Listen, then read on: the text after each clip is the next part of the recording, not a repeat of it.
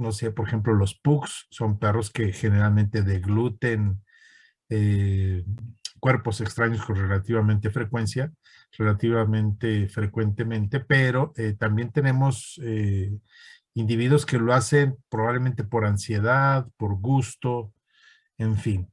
Entonces, en este caso, la gastritis es aguda y es primaria porque es secuela de un consumo de un cuerpo extraño. Ya mencioné que en perros y gatos es más frecuente los cuerpos extraños se queden atascados en el estómago o sobre todo en el intestino delgado. Más frecuente en intestino delgado que en estómago, pero pues bueno, ya la frecuencia, la diferencia de frecuencias es mucho menor. A diferencia del humano, donde es más frecuente que se den cosas en el esófago que en el estómago. Los cuerpos extraños es una causa frecuente de gastritis aguda primaria. Gastritis química irritativa, pues esta, como vamos a ver, es el consumo de sustancias que pueden ser irritantes y que afecten al estómago. Desde el punto de vista bacteriano, el estómago no es estéril, pero es la estructura que tiene menos bacterias del tracto gastrointestinal. La boca tiene bacterias, el esófago tiene bacterias.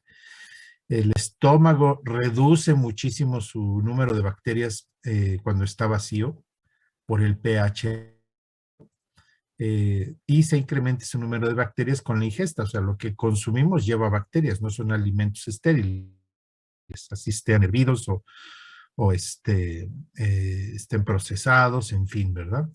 Entonces, los problemas bacterianos normalmente no son por las bacterias en sí, o sea, que haya un problema de crecimiento bacteriano, son reducidos, pero lo vamos a ver.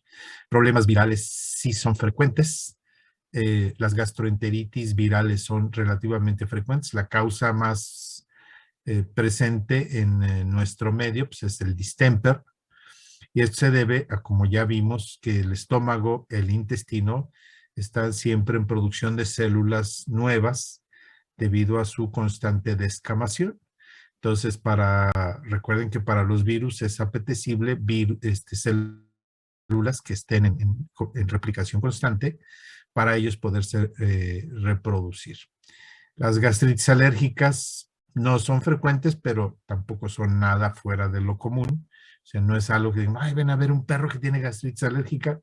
No, pues no es la frecuencia, no es uno de los problemas más frecuentes en perros y gatos son los procesos alérgicos, pero dentro de esos procesos alérgicos, el estómago como tal, o sea, una condición que cause gastritis por alergia, no es frecuente. Esa sería la situación final en este sentido, ¿no? Entonces, generalmente los problemas que afectan de manera primaria al estómago, pues no los podemos diagnosticar a través de pruebas de laboratorio. O sea, la presencia, por ejemplo, de cuerpos extraños en el estómago, pues normalmente en el cuadro agudo no van a ocasionar cambios en el hemograma ni en la química sanguínea. El diagnóstico lo vamos a hacer en primer lugar, por la presunción de que que haya deglutido un cuerpo extraño. Los propietarios con frecuencia presenciaron la deglución del cuerpo extraño o presienten o establecen de que ahí había algún objeto y que ahora no está. Bueno, si no está y le duele la panza al perro, tiene problemas que nos ubican a nivel abdominal, pues es uno de los primeros diagnósticos diferenciales que tenemos que hacer, ¿no? Sobre todo si son cachorros y sobre todo el perro ya tiene un historial de consumo de cuerpo extraño, es muy frecuente. O sea, algunos pacientes que llegan a consulta por cuerpos extraños, pues van a ser pacientes que van a regresar 2, 3, 4 veces y consumen cualquier tipo de cuerpo extraño, ¿no? Alguna vez tuvimos ahí en el hospital un perro que cuidaba un terreno que empezaron a construir y cuando llegaban las revolvedoras y tiraban la masa esta para hacer los castillos y los pisos y esas cosas, el perro se daba su atracón de piedras con cemento. Lo operamos como 3 veces. No sé si ya fue a otro médico veterinario o el perro se murió o ya dejaron de construir, qué sé yo. Pero pues ese perro llegó como 3, 4 veces a consumir por haber consumido piedras de los que traen las revolvedoras cuando se hacen las construcciones. Perros que consumen clips, por ejemplo, tornillos, en fin, una gran cantidad de cuerpos extraños que pueden consumir.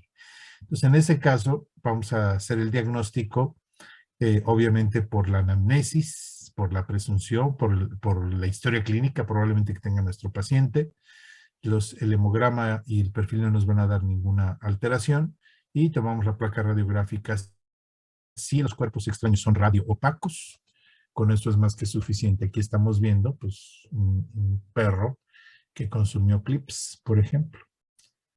Otro perro, estas son tapas de refrescos que se llamaban corcholatas, ahora son taparroscas, ¿no? Pero bueno, las corcholatas tenían corcho, por eso se llamaban corcholatas, y el corcho es la fibra esta vegetal que viene en algunas botellas de vino, entonces guarda el aroma de la sustancia con la que estuvo en contacto, y algunas corcholatas pues les gustaba, sobre todo las de cerveza, algunos perros les gustaba comerse las corcholatas. Y ahí también tuvimos una paciente, era una boxer, hace muchos, muchos años, que la dejaban salir a la calle y como 3 veces regresó con la panza llena de corcholatas porque en la tienda de la esquina había muchas estas tapaderas de cerveza. Entonces, bueno, pues con eso ya tenemos el diagnóstico. Debido a que en humanos, por ejemplo, el criterio sería, bueno, ya pasó el esófago, no se ven tan grandes, va a salir con las heces, ¿verdad? En este caso, pues no, aquí hay que entrar porque pues no sabemos, obviamente puede haber un problema a nivel intestinal, pero normalmente en veterinaria, cuando tenemos cuerpos extraños, hay que entrar a recuperarlos porque se pueden quedar en el intestino. Y es más fácil la recuperación gástrica que la intestinal. En humanos probablemente se tendría que tomar un criterio de decir, bueno, pues lo vas a encontrar en las heces en los próximos días, ¿verdad? Bien, desde el punto de vista gastritis química irritativa. Entonces, el tratamiento para gastritis aguda por cuerpo extraño es procedimiento quirúrgico, porque si avanza y se atasca, se queda atorado a nivel intestinal, la recuperación de nuestro paciente es más incierta porque es más difícil la recuperación de cirugías a nivel intestinal. Gastritis aguda primaria por químicos.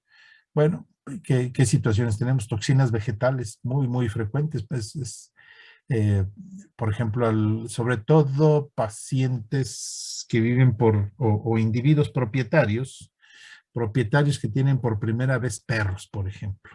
Ese es muy, muy frecuente. Eh, eh, Pueden tener plantas en la casa.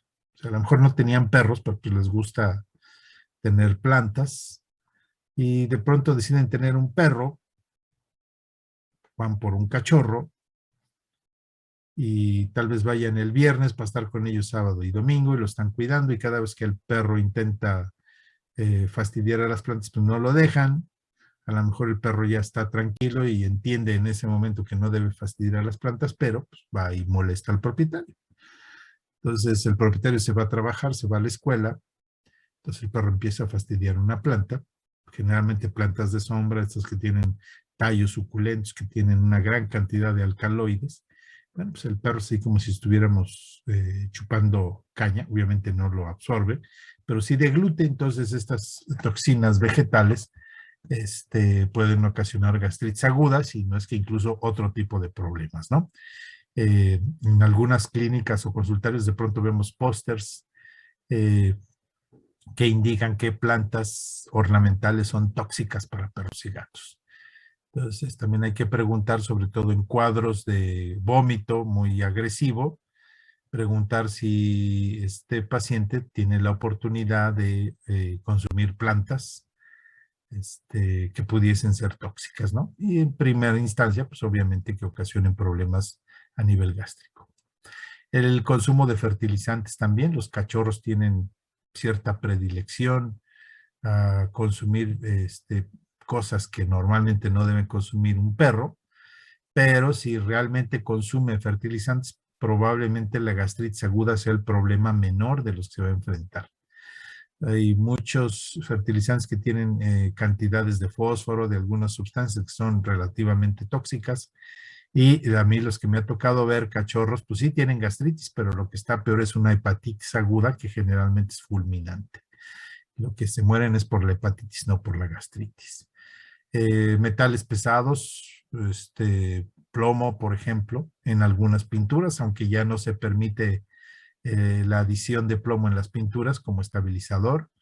Pues de pronto si algún perro empieza a comerse lo que se descascara de una casa vieja que estuvo siendo pintada con pinturas que tenían plomo, pues puede ocasionar inicialmente gastritis y finalmente, y en el cuadro crónico, problemas neurológicos. Limpiadores, solventes, fármacos, basura.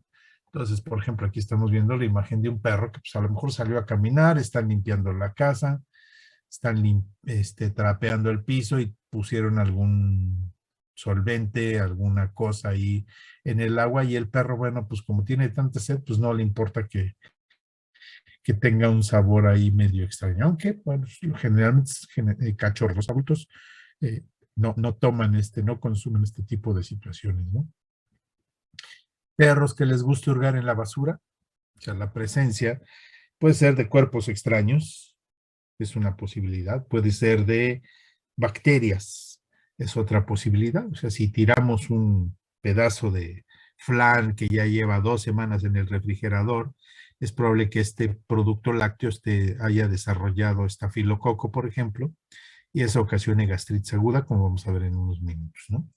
El diagnóstico, pues, generalmente aquí es, como es aguda, y muchas veces pueden ser fulminantes, por ejemplo, el consumo de fertilizantes, el consumo de algún fármaco, pues tenemos que apoyarnos muchísimo en lo que nos pueda decir el propietario en el historial de nuestro paciente. Nuevamente, toxinas, fertilizantes, metales pesados en el cuadro agudo no nos van a dar cambios en las pruebas de sangre que hagamos, sino en la condición crónica. Pero pues, necesitamos resolver el cuadro agudo de nuestro paciente. Entonces, normalmente nos vamos a ayudar ante la constatación de que realmente el perro haya consumido alguna de estas situaciones, ¿verdad? Los gatos es más difícil, los gatos son más cuidadosos. Es poco frecuente que encontremos un gato afectado por el consumo de situaciones que no deben consumir, a menos que sea de manera maliciosa, por ejemplo, pues poniendo cebos, ¿no? O sea, algo que esconda la verdadera intención de la persona, del individuo que está poniendo cebos para envenenar a un gato. Es más fácil que un perro consuma o tenga problemas con este tipo de situaciones. Fármacos, hay fármacos que producen gastritis, todos los antiinflamatorios no esteroidales o analgésicos no esteroidales pues son potencialmente causantes de enfermedad gástrica tanto en perros como en gatos, ¿verdad? El naproxeno, por ejemplo, es una condición que puede llegar a utilizar algunos individuos. No tenemos presentaciones puntuales, aunque sí está autorizado su uso en veterinaria, pero creo que tenemos muchas mejores opciones que este tipo de situaciones. El naproxeno es bastante tóxico tanto en perros como en gatos, ¿verdad? Entonces, pues pudiese ser, ¿no? Que el propietario no haya dado medicamento, pero que el perro se los haya consumido porque pues a lo mejor los confundió con algunos premios que le dieron y que le quitaron en algo similar a estas situaciones. Bien, desde el punto de vista bacteriano ya mencioné que el estómago es relativamente estéril, o sea, no podemos decir que es un órgano estéril, pero las bacterias normales no logran sobrevivir en el pH gástrico transicional. Cuando consumimos alimento, ya mencioné, el alimento consumido tiene bacterias, pero el pH y el mezclar el alimento con los jugos gástricos, con ese pH ácido extremo que tiene, se elimina muy eficientemente las bacterias. O sea, es poco frecuente que tengamos enteritis bacterianas a menos que haya un inóculo, un consumo grande de estas bacterias que logren sobrevivir al pH gástrico. Entonces, podemos tener problemas con las toxinas que produzcan principalmente estafilococos, estreptococos. El Clostridium no es un problema frecuente en el estómago, sí puede serlo en el colon. Las enterobacterias, pues también en el intestino, E. coli, Klebsiella, pero sobre todo estafilococos y estreptococos con sus toxinas bacterianas. Es frecuente que nos enteremos de que hubo una intoxicación masiva, ¿verdad? En aviones, por ejemplo, o en policías, bueno, lugares donde donde todos son expuestos a un alimento que tiene estafilococo, por ejemplo. El pollo es un producto que si no se le maneja apropiadamente, pues desarrolla bacterias, aunque esté cocido. Los productos lácteos. Entonces, por eso de pronto escuchamos que en el vuelo fulano de tal se intoxicó la tripulación. Hasta hay películas, ¿no? Inspiradas en ese tipo de situaciones donde todos se ponen malísimos y se van a estrellar y bla, bla, bla. Aquí en México, pues yo recuerdo mucho una intoxicación que hubo hace como 40 años, masiva de niños a nivel escolar. Los desayunos que repartió la Secretaría de Educación Pública en la Ciudad de México llevaban producto lácteo que estaba contaminado con estafilococo. Entonces, pues los niños que consumieron ese desayuno, algunos lo consumieron inmediatamente al entrar a la escuela, o sea, a las 7:30 de la mañana, otros lo guardaron para la hora del recreo, en fin. Entonces, recuerdo muchísimo, estaba yo haciendo un trabajo precisamente para una materia que se llamaba enfermedades infecciosas en veterinaria. Estaba yo trabajando en un flujograma, como a las 5 de la tarde, 4 o 5 de la tarde, se empezaron a escuchar ambulancias, un poquito más temprano, como desde las 3 de la tarde, se empezaron a escuchar ambulancias y no pararon hasta, pues ya entradita la tarde-noche, 8 o 9 de la noche. Ya después en las noticias nos enteramos que tenían cuadros gastroentéricos con mucho vómito, principalmente, con vómito muy, muy importante.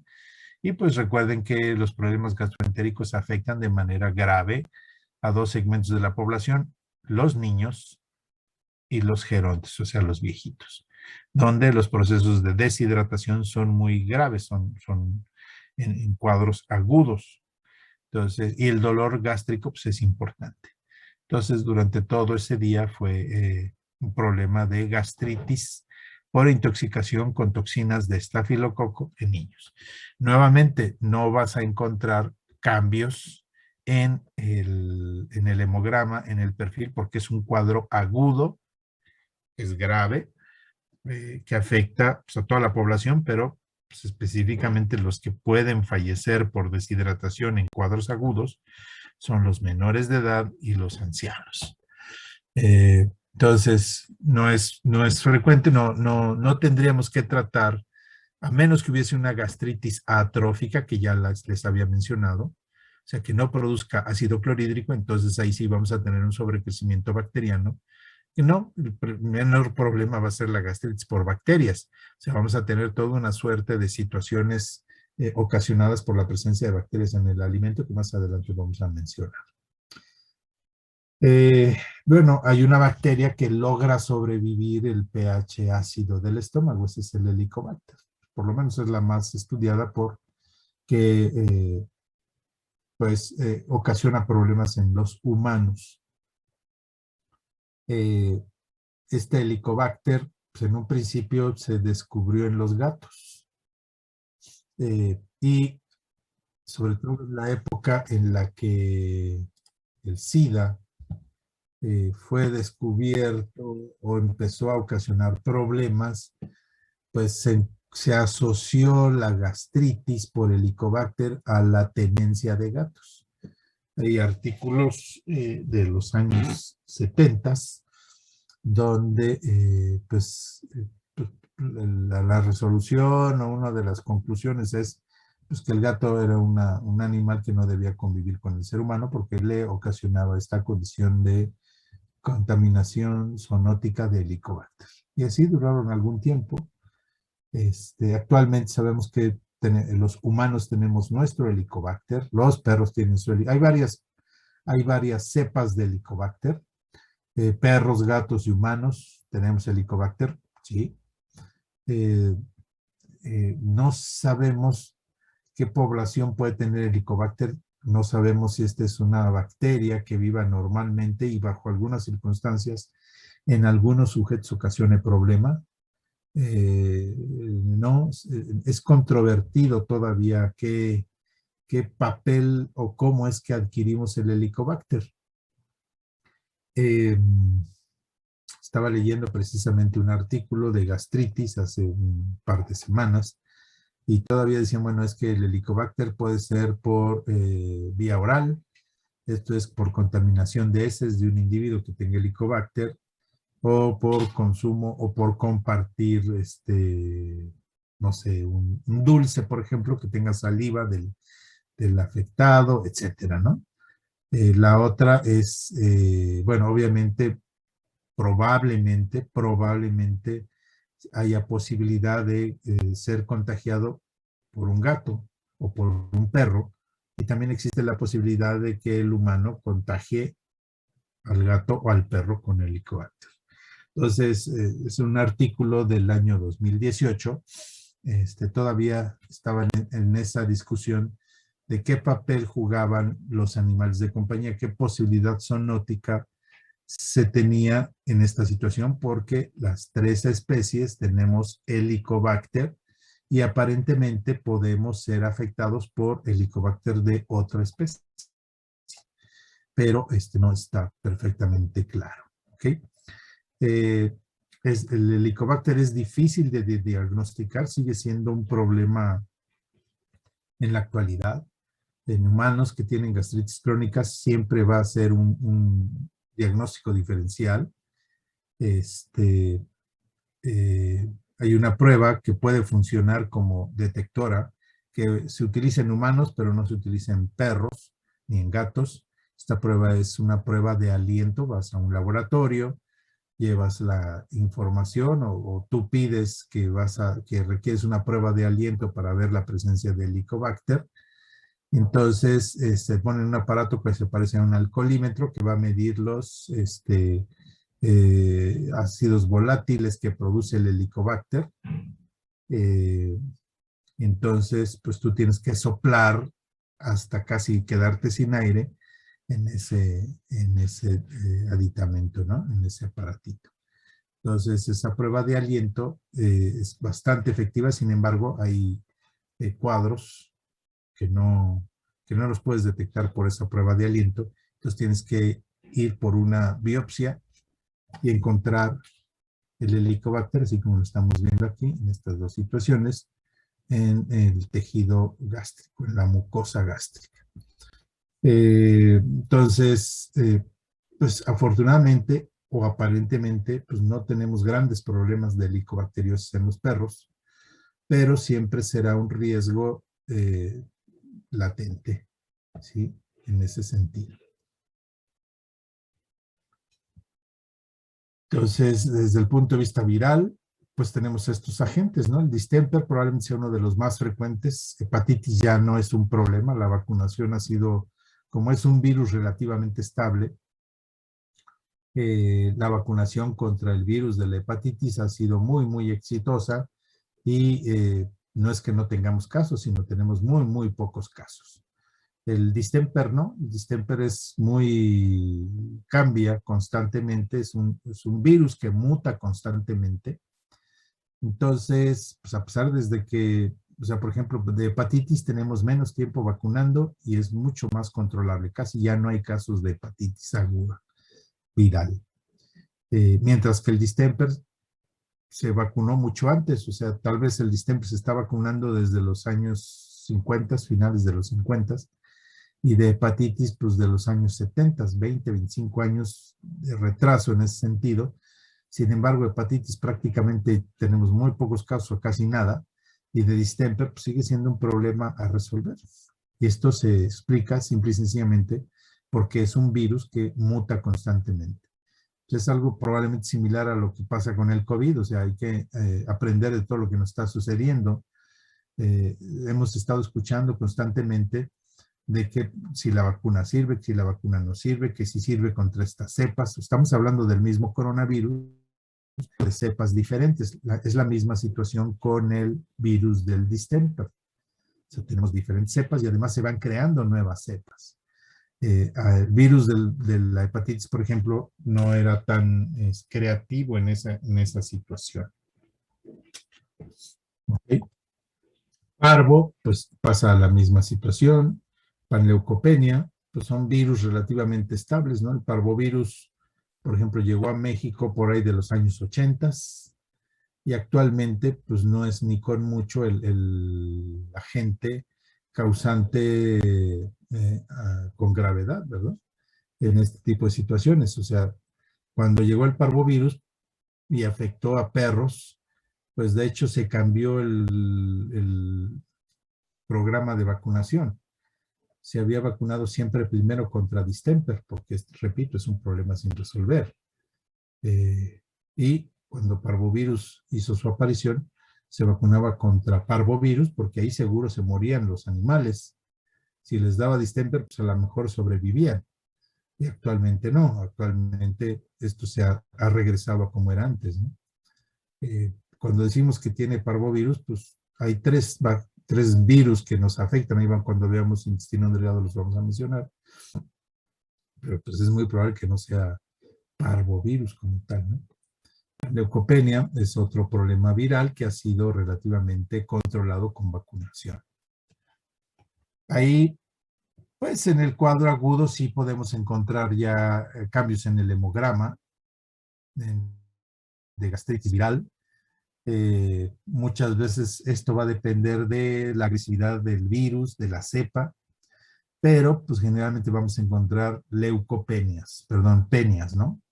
Leucopenias, neutropenias, plaquetopenias. Entre más agresivo sea el virus, menos producción de células vamos a tener. Entonces, por eso dije penias, ¿no? O sea, neutropenias, linfopenias, plaquetopenias, en fin, todo ese tipo de situaciones. Y podemos hacer, obviamente, pruebas específicas para establecer la presencia o no de X tipo de virus. Los tratamientos, ya sabemos que los problemas virales no tienen un tratamiento efectivo, es un tratamiento paliativo, es un tratamiento de sostén, pero no hay ningún antiviral efectivo ante esas situaciones. Bien, desde el punto de vista que hablábamos de gastritis alérgica, mencionábamos que no es la presentación alérgica más frecuente. Tenemos otro tipo de situaciones, probablemente la dermatológica, la respiratoria sean mucho más frecuentes. Ya sabemos que las alergias son hereditarias. No nos volvemos alérgicos de la noche a la mañana. Tenemos que estar constantemente en presencia de algún alergeno, y para que ese alergeno nos ocasione problemas, tenemos una sensibilización previa como requisito. La sensibilización previa, pues es nuevamente, o sea, algún antepasado, ¿sí? Algún ascendiente de nosotros, pues empezó a tener problemas con alguna situación que por su presentación, por estar constantemente en contacto con él, pues empezó a hacer una respuesta alérgica. Pero un perro no se vuelve alérgico de primera intención. Repito, es una condición hereditaria, o si tú vas a formar tu descendencia alérgica, pues obviamente vas a tener que desarrollar junto probablemente con quien te reproduzcas esa estirpe alérgica. O sea, se necesitan dos situaciones porque pues, normalmente son genes recesivos, ¿no? Pero pues, se pueden hacer dominantes. Entonces, no somos alérgicos contra algo que no conocemos, o sea, contra algo que no tengamos contacto. Entonces, por eso es que, bueno, el manejo, la producción, el no tener contacto con algunos productos, pues los hace hipoalergénicos. Eh, es poco frecuente la gastritis aguda. El cuadro más constante es vómito agudo, dolor abdominal,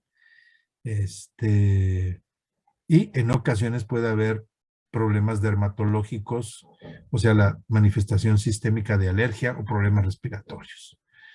Uh, no es frecuente en perros, pero pues es una posibilidad.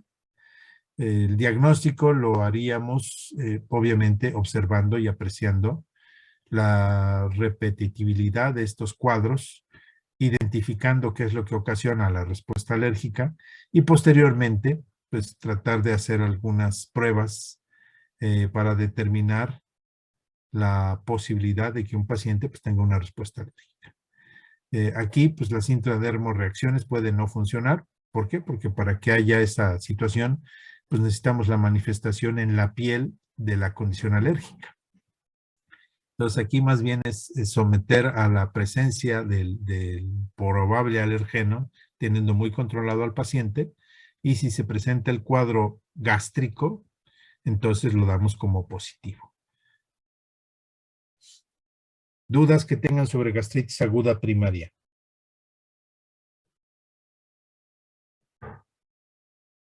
¿No? No, doctor. Ok. Entonces, primario quiere decir que afecta. ¿Ok? Secundaria quiere decir que el estómago no es el afectado de inicio, es otro órgano. Estas entidades son, por ejemplo, enfermedad renal crónica, sobre todo, aunque puede ser aguda, por eso no le pongo el apellido, ¿no? Si es agudo o crónica la enfermedad. Las dos ocasionan uremia, y la uremia sabemos que es un elevado de productos nitrogenados en la sangre, debido a que el riñón es responsable por eliminarlas. Entonces, dentro de los productos nitrogenados, la urea es uno de los más agresivos. La urea es muy irritante, entonces su presencia a nivel sanguíneo en exceso ocasiona que esta urea empieza a escapar por las mucosas. Las mucosas no están diseñadas para soportar el contacto con la urea, entonces hay irritación. Entonces, en los cuadros agudos, generalmente lo que tenemos es gastroenteritis urémica. Aquí, obviamente, pues el diagnóstico pues lo vamos a hacer en base a la signología que nos remite a gastritis, pero puede haber signos de alteración renal. No puede, debe haber en este caso. En los cuadros agudos vamos a discutir, por ejemplo, cuando veamos enfermedad renal aguda y crónica, y es lo vamos a, nada más recuerden esta posibilidad, ¿no? Entonces, esto se debe principalmente a la falta de eliminación de productos tóxicos nitrogenados, principalmente urea, que irrita la mucosa gástrica. La enfermedad hepática es menos frecuente que ocasiona, es más frecuente que la enfermedad renal ocasione gastritis, a que la enfermedad hepática ocasione gastritis. Generalmente no sería aguda, sería crónica, pero obviamente todo lo que es crónico pues tuvo su periodo agudo. O sea, las condiciones para que esto sea grave, pues es que sea una gran cantidad del órgano afectado. En este caso, la gastrina y los productos, los pepsinógenos que produce el estómago, estimulan a las células a producir ácido clorhídrico y después son liberadas a la sangre. Cuando estas hormonas que produce el mismo estómago han hecho su efecto de estimular la producción de ácido clorhídrico, repito, son liberadas al torrente circulatorio, llegan al hígado, el hígado las inactiva y son eliminadas generalmente por la bilis, o lo que sea tenga que ser eliminado a través de la orina, pues lo va a ser eliminado de la orina, pero ya son de manera inactivada. Cuando el hígado no está funcionando bien, estas hormonas, estas citocinas que producen las mismas células gástricas para estimular la producción de ácido clorhídrico, hacen su efecto, son liberadas al torrente circulatorio, llegan al hígado, el hígado no las inactiva, regresan al estómago, vuelven a hacer su efecto, regresan al hígado, no las inactiva y ahí tenemos un círculo vicioso. Entonces, la enfermedad hepática esa es la fisiopatología a grandes rasgos de la condición por la cual la enfermedad hepática ocasiona gastritis. Es menos frecuente que la enfermedad renal. Mastocitomas, obviamente puede haber mastocitomas primarios en el estómago, por ejemplo, o podemos tener en otros órganos y que este mastocitoma esté produciendo sustancias similares a las que mencioné que produce el estómago para estimular la secreción ácida. Entonces, esta presencia de muchos neoplasias, aunque no estén en el hígado, como pueden estar produciendo sustancias similares a la gastrina, al pepsinógeno, pues van a estar estimulando la secreción gástrica ácida y por lo tanto de esta manera ocasionar gastritis secundaria aguda. ¿Okay? En estos casos, pues no vamos a resolver la gastritis mientras no resolvamos el problema base. O sea, un perro va a seguir teniendo gastritis, obviamente va a pasar de aguda a subaguda y de subaguda a crónica, mientras no podamos resolver los problemas que ocasionan los altos niveles de urea. Ya tendremos que manipular a la urea o aliviar al perro o al gato de la enfermedad renal para evitar este tipo de situaciones. Entonces, ¿cuáles son los signos? Son frecuentes y son comunes. Vómito o emesis aguda. ¿Sí? Entonces, les repito, el vómito no es un diagnóstico. ¿Por qué vomita el perro? Pues porque tiene gastritis aguda por cuerpo extraño, porque tiene gastritis aguda por intoxicación con toxinas bacterianas, porque tiene gastritis aguda, porque tiene enfermedad renal crónica. No es que tiene vómito y tiene además enfermedad renal, no, tiene gastritis X, ¿sí? Por tal situación. El vómito puede ocasionar depresión, obviamente por dolor abdominal, generalmente. Puede ser una secuela de la propia deshidratación, o sea, si el vómito es muy grave, ya dije agudo y lo repito, agudo es por tiempo. Cuando un perro vomita mucho, tiene vómito agudo, ok, pero es grave. Entonces ahí que está perdiendo electrolitos, está perdiendo líquidos, entonces se va a deshidratar, ¿sí? Esto va a ocasionar polidipsia, o sea, le va a dar sed, el perro toma agua, el estómago se distiende, ya vimos que la distensión produce secreción ácida, lo cual va a ocasionar más irritación, más vómito, más deshidratación. Entonces vamos a tener depresión, dolor abdominal, ruidos gástricos en estos individuos. Ya mencioné, generalmente el cuadro agudo no nos va a ocasionar cambios en el hemograma, en el perfil, ¿sí? Ya mencioné las excepciones. Problemas virales que nos van a traer como generalmente que no, un hemograma no me dice que estoy enfrentando un perro con moquillo o con parvovirus. Me dice que estoy enfrentando un virus por las penias, ¿sí? Y la gravedad, lo agresivo que puede ser este virus, porque dependerá de su agresividad, pues el grado de la penia que tenga, ¿no? La linfopenia, la neutropenia, en fin, eso depende de qué tan agresivo sea el virus. Pero yo no puedo en un hemograma, en un perfil, establecer que estoy enfrentando tal o cual agente. Son signos nuevamente inespecíficos. ¿Ok? Las gastritis secundarias, pues obviamente vamos a tener alteraciones que nos lleven a enfermedad renal, a enfermedad hepática, principalmente. Entonces, ¿cómo vamos a llegar al diagnóstico? Pues la anamnesis en todo lo que hagamos, pues la anamnesis, la historia clínica, ¿no? El motivo de consulta son básicos. En el examen físico, pues vamos a encontrar dolor a nivel abdominal y signos, repito, de enfermedad renal, de enfermedad hepática, etcétera. Las pruebas de laboratorio, pues ya mencioné, hay específicas para algunos problemas virales. La mayoría de ellas son bastante inespecíficas, o sea, que el perro coma basura, pues no va a decir nada el hemograma ni el perfil. Que tenga un cuerpo extraño, no va a decir nada. Que tenga toxinas bacterianas, no va a haber cambios ahí. El problema es irritativo, ¿no? Rayos X, obviamente cuerpos extraños o endoscopías. Lo más frecuente de las gastritis agudas es el vómito, lo mismo que de las crónicas, y de ahí vamos a iniciar a hacer el diagnóstico. Entonces, por ejemplo, placas radiográficas, ¿no? Es muy frecuente que haya cuerpos extraños.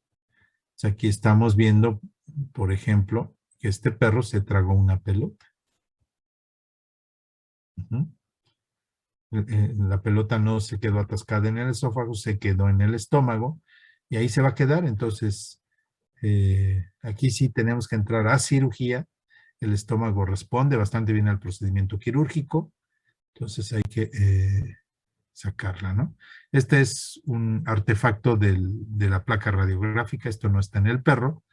Y aquí estamos viendo la pelota. Esta es la proyección lateral del estudio radiográfico y la ventrodorsal. Aquí está la pelota. ¿Ok?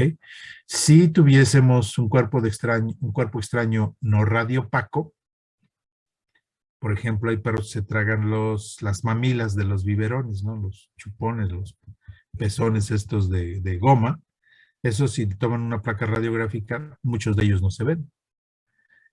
¿Sí? Entonces tendrán que administrar un medio de contraste que generalmente los que utilizamos a nivel gastroentérico es sulfato de bario, ¿verdad?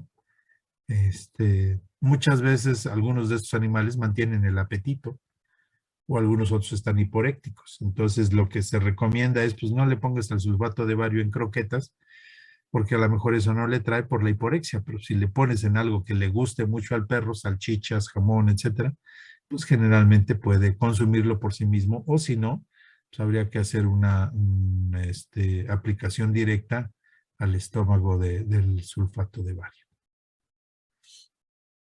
Bien, los diagnósticos otros pues ya los hemos discutido. ¿Cómo vamos a tratar a la gastritis aguda? Mientras el perro siga comiendo basura, no podemos sacarlo de la gastritis aguda. Obviamente aquí va a ser mucho del manejo, ¿no? Si el perro come hierbas, por ejemplo, y vemos que muchos perros que tienen gastritis comen pasto, por ejemplo, esto lo hacen para vomitar, los gatos también, comen fibra, alguna fibra, entonces eso los hace vomitar y eso elimina la acidez, bueno, trata de controlar la acidez, ¿no? Pero eso también ocasiona gastritis, o sea, no es una cosa inocua. Hay gatos que constantemente están comiendo plantas, ¿verdad? Están tomando las macetas y eso, pues lejos de ayudarles, les ocasiona gastritis aguda. Entonces, hay que controlar. Bueno, obviamente si el problema es por toxinas bacterianas, pues hay que evitar que el perro siga consumiendo, ¿no? O sea, a lo mejor nosotros mismos fuimos los culpables. Ay, ese flan ya no está bueno. Pues vamos a dárselo al Bobby, él sí se lo coma. Que consideramos que a lo mejor no está bien, pues porque huele medio raro. Si ya huele raro, pues obviamente tiene bacterias. El estómago no va a sufrir con las bacterias, pero sí con las toxinas que están en ese producto. Entonces hay que evitar, hay que tratar la causa primaria, ¿ok? Si el problema es enfermedad renal, pues obviamente tendremos que resolver esa enfermedad renal, hepática, neoplásica, etcétera. Como el principal problema sistémico de los problemas de gastritis es deshidratación y alteraciones electrolíticas, pues parte integral del tratamiento y la parte probablemente más importante desde el punto de vista gastritis. O sea, no es muy importante quitar el vómito al principio. Lo más importante es hidratar a nuestro paciente. Ya veremos cómo vamos a restar el vómito. El vómito incluso puede disminuir en cuanto tengamos la normalidad electrolítica. Recuerden que hablamos cuando estuvimos viendo fisiopatología del vómito que las alteraciones electrolíticas ocasionaban el vómito. Entonces nosotros tenemos que recuperar el equilibrio electrolítico, por ejemplo. Ya vimos que se produce ácido clorhídrico por la presencia de alimento en el estómago, pero eso no es suficiente. Ya sabemos que tenemos que controlar tanto la fase cefálica como la gástrica como la intestinal. Entonces, nada por vía oral, pues únicamente estaríamos trabajando sobre la fase gástrica. O sea, los ayunos no deben pasar de 24 horas. O sea, no podemos tener un perro con gastritis sin comer. O sea, tiene que comer poco, fraccionado, ¿sí? Con ciertas características en la dieta. Ya mencionamos que tiene que ser restringida en proteínas, cero grasas, alta en carbohidratos. Entonces, actualmente hay muchas ya dietas que tienen características que las hacen susceptibles de ser empleadas en el manejo de perros con gastritis, ¿ok? Tomando en cuenta la parte local. Repito, tenemos que verificar qué sucede en perros con enfermedad renal o con enfermedad hepática. Bien, si no tienen preguntas, continuamos. ¿Cómo andan de preguntas? Todo claro, doctor. Muchas gracias. Ok, entonces en los perros con gastritis, ya sea aguda o crónica, hay que fraccionar la dieta. Así el perro come 1 kilo de croquetas al día, pues tenemos que darle 4 o 6 veces ese kilo de croquetas. ¿Sí? O sea, 75 gramos en la mañana, a media mañana, etc. Esto es para evitar que el estómago se distienda, produzca ácido clorhídrico. Una vez que consumimos el alimento, queremos que rápidamente salga del estómago para que no estimule en la fase gástrica la producción de ácido clorhídrico. Y en toda gastritis aguda puede convertirse, si no se resolvió la temática que ocasionó la gastritis aguda, se va a convertir en gastritis crónica. Entonces, ¿qué tipos de gastritis crónicas vamos a enfrentar? Bueno, pues la mayor parte, para fortuna de nuestros pacientes, se queda en gastritis crónica simple. Esto es que no hay alteraciones en las características histológicas del estómago. No sabemos en general por qué algunos ejemplares que tienen gastritis crónica simple, ¿por qué evolucionan a hipertrófica? No lo sabemos. ¿Por qué evolucionan a atrófica? No lo sabemos. No sabemos si es una predisposición individual del sujeto. No sabemos si es algo que está sucediendo en el transcurso del desarrollo de la gastritis crónica simple. Pero para que haya gastritis hipertrófica o atrófica es requisito de que haya gastritis crónica simple. O sea, no pasa, o un individuo no inicia con gastritis crónica hipertrófica o no inicia con gastritis crónica atrófica. Primero es gastritis crónica simple y no sabemos por qué toma ese camino. ¿Por qué no se sigue en gastritis crónica simple? ¿Por qué hipertrófica? ¿O por qué no atrófica? Y así podemos discutir ese tipo de situaciones. Hay otro tipo de gastritis que no requiere que tengas gastritis crónica, simple. O sea, a lo mejor tienes ya gastritis crónica y desde un principio, desde que era aguda, era eosinofílica. Ya vimos que los eosinófilos, o he mencionado que los eosinófilos son parte integral de los mecanismos de defensa que tenemos. Generalmente responden a la presencia de parásitos, tanto entoparásitos como ectoparásitos. También responden a alteraciones, de respuesta, por ejemplo, en las alergias. Entonces, los eosinófilos, y esto puede ser hereditario, lo más probable es hereditario, puede tener condiciones de sobreproducción de eosinófilos y que tengan la información genética de infiltrarse en un tejido. Entonces, en este caso sería en el estómago. Cuando decimos gastritis crónica eosinofílica, pues también hay gastritis aguda eosinofílica, ¿ok? Esto no lo vamos a poder diagnosticar por hallazgos en el hemograma. O sea, no pensemos, pues el diagnóstico debe ser bien fácil. Quiere decir que si el animal tiene gastritis eosinofílica, pues voy a encontrar eosinofilia en la sangre. No. La sobrepoblación de eosinófilos está infiltrada. No están en la sangre, ni siquiera es transitoria. Se sobreproducen estos eosinófilos e inmediatamente van e infiltran al tejido blanco que está indicado en este individuo. En este caso es el estómago. Jimena, ¿qué pasó? Doctor, una pregunta. En caso del granuloma eosinofílico, ¿puede cursar también con una gastritis crónica eosinofílica o viceversa? Mm, No necesariamente, ¿eh? Por eso mencionaba yo que los eosinófilos tienen identificado, o sea, en la condición hereditaria, a qué órgano van a ir. Un animal que tenga diferentes órganos de afectación, pues, pobre, ¿no? No puedo decir que nunca suceda, porque ya he dicho, en el mundo de la medicina todo es posible, y si yo les digo eso no sucede, pues igual y al rato o mañana pues, tenemos el primer caso, ¿no? Y si encuentra un sujeto ahí avispado, va a tomar los datos, bla, bla, bla, lo va a publicar y va a decir, para nuestro conocimiento es el primer caso de un gato con placa eosinofílica y gastritis eosinofílica.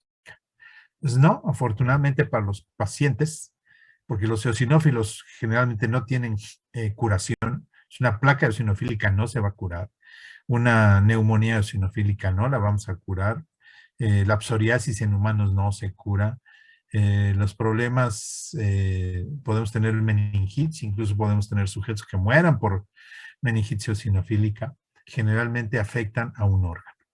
Entonces, no sería frecuente, pues para mí sería más bien novedoso tener un gato con placa eosinofílica que además tenga gastritis eosinofílica. ¿Ok? ¿Contesté tu Sí, doctor, pregunta? gracias. Sí, gracias. Ok, entonces, ¿por qué se presenta una gastritis crónica simple? Bueno, pues ya mencioné, todas las causantes de gastritis aguda pueden ocasionar, si no son tratadas, si el tratamiento no fue, no es que no sea adecuado, sino hubo una respuesta adecuada del paciente. Hay que ser cuidadosos con ese lenguaje, porque podemos decir el tratamiento no fue el adecuado, y entonces estamos culpando al médico. Obviamente puede haber situaciones en ese sentido, pero en muchas ocasiones el tratamiento es el adecuado, pero la respuesta del paciente no es la que esperábamos. Esa es una condición, ¿verdad? Entonces, un perro que come basura, pues al principio será gastritis aguda, pero ya será gastritis crónica. ¿Por qué? Porque constantemente está comiendo basura. ¿Ok? Entonces vamos a tener causas perpetuantes. Si no resolvimos la enfermedad renal o la enfermedad hepática, pues el perro va a tener gastritis crónica simple o el gato. La signología es vómito crónico, pues al ser crónico es recurrente, ¿verdad? Entonces, vómito crónico, pero no muy agresivo. Puede tener momentos donde el perro de pronto tenga agresividad en el cuadro. O sea, tal vez consumió algo que exacerbó el cuadro. Pero incluso muchos propietarios, cuando los perros o los gatos vomitan frecuentemente, lo toman como que, bueno, pues como que es normal. Puede ser 1 o 2 vómitos a la semana, y a lo mejor eso es tolerante desde el punto de vista de signología para el propietario. El perro con gastritis crónica, pues generalmente no va a acusar mayores signos, a menos que sea una gastritis pues, ya un poquito más grave, donde ocasione dolor, por ejemplo, ¿no? Eh, Pruebas de laboratorio pues nos van a ayudar. Nuevamente, la gastritis crónica simple generalmente no ocasiona cambios a menos que haya alguna situación que la esté ocasionando su perpetuación. Enfermedad renal, enfermedad hepática, ¿ok? Eh, Imagen diagnóstica, es probable que tengamos cuerpos extraños ahí, ¿verdad? Es probable que sea un perro que recurrente o un gato que recurrentemente consume cuerpos extraños, que recurrentemente consume plantas, irritantes, irritativas, en fin, o sea, son situaciones que tenemos que averiguar. El diagnóstico es un poco tedioso porque muchas veces no es evidente cuál es la situación que estamos enfrentando en base a nuestro paciente. Por ejemplo, los gatos, desde el punto de vista acicalamiento, todos los gatos se acicalan, por lo tanto, todos degluten pelos.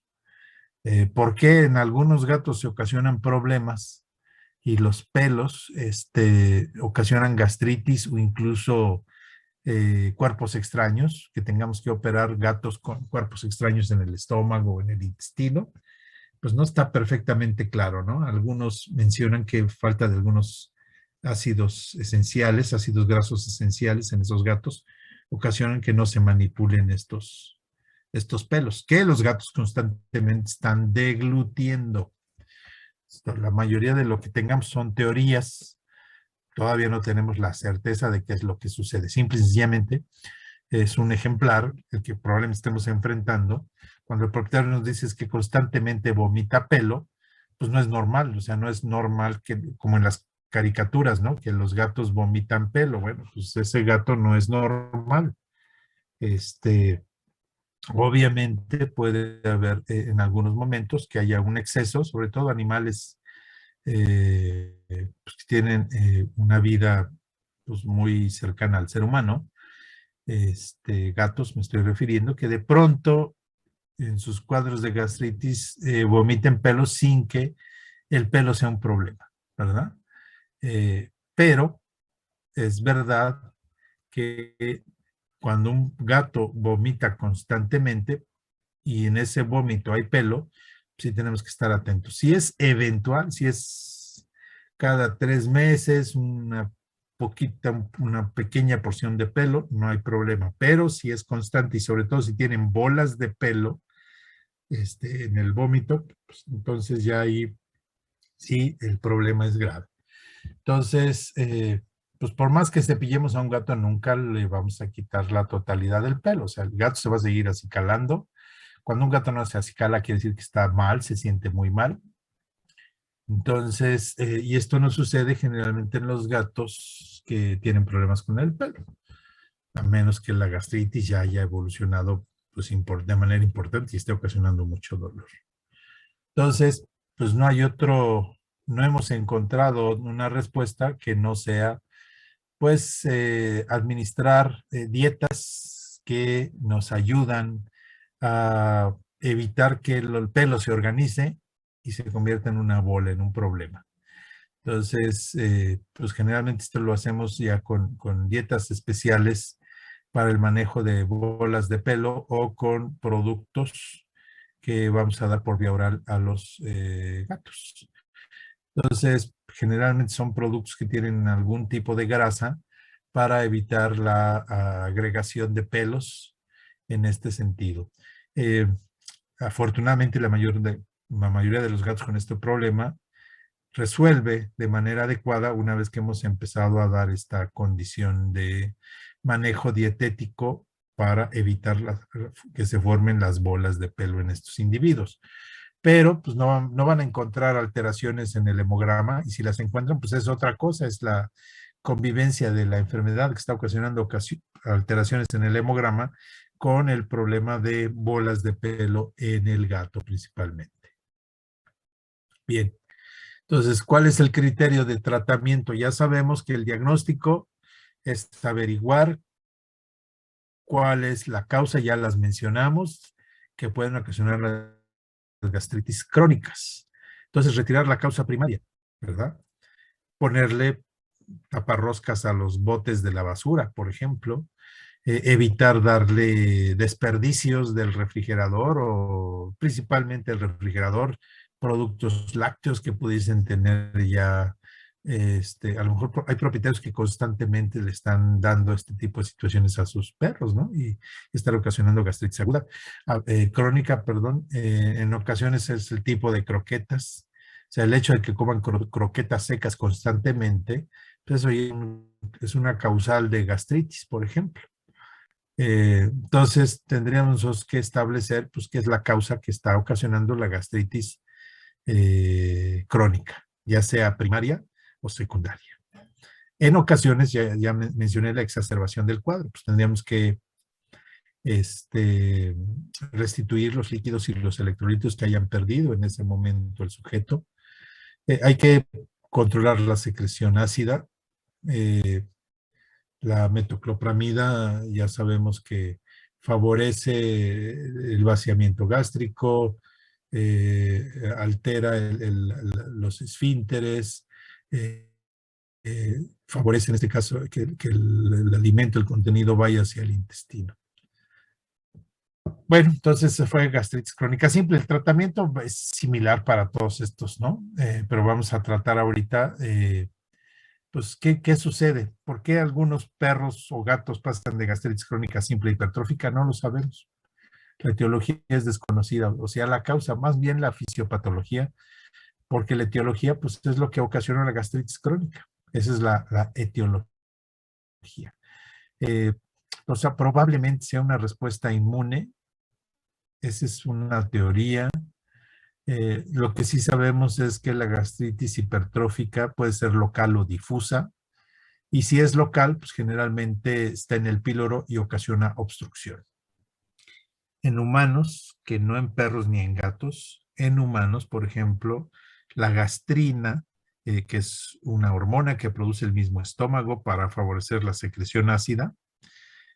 Por ejemplo, una madre, una mujer que tenga gastritis y que en esa gastritis hay un componente importante por exceso de gastrina, la gastrina atraviesa la barrera placentaria, o sea, la placenta, estimula al estómago del producto y el bebé ya puede nacer, eso sería congénito, puede nacer con obstrucción pilórica congénita. Eso sucede en humanos. En perros no hay casos naturales. O sea, hay casos donde a una perra gestante le estuvieron aplicando gastrina y los cachorros nacieron ya con obstrucción pilórica por gastritis hipertrófica localizada. Entonces, esto no hay informes de casos que hayan sido detectados en una presentación natural, sino han sido casos inducidos por el manejo del humano en estos animales. Entonces, bueno, pues nada más eso queda como una posibilidad de que sea gastrina el causante, y mencioné que puede ocasionar obstrucción pilórica. Casualmente, la obstrucción pilórica es más frecuente en cachorros, pero no se ha podido establecer que sea crónica hipertrófica. Esa es una posibilidad, ¿no? Bien, para que haya gastritis crónica hipertrófica, pues tenemos que echarle un vistazo a la mucosa por la biopsia. Entonces, ¿qué tengamos que hacer? Porque no podemos quedarnos tranquilos y decir, pues mira, si tiene cambios, tiene estos crecimientos raros aquí, pues vamos a darlo como gastritis crónica hipertrófica, ¿no? O sea, aunque sea localizada o diseminada, lo importante es establecer pues, que no se trate de un problema neoplásico. Entonces, normalmente vamos a tener que hacer biopsia. Entonces, la mejor opción para estas biopsias son por gastroscopía. Esa es una realidad, ¿no?